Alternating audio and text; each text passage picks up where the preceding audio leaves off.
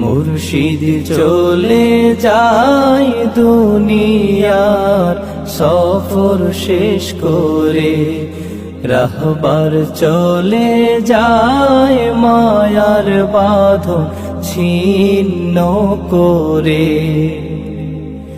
মালিককে খুশি করে সফল জীবন গড়ে, মালিককে খুশি করে সফল জীবন গড়ে। ওই চলেছে আপন ঘরে, ওই চলেছে আপন ঘরে। মাহবুব চলে যায় আমাদেরকে এতিম করে, মুর্শিদ চলে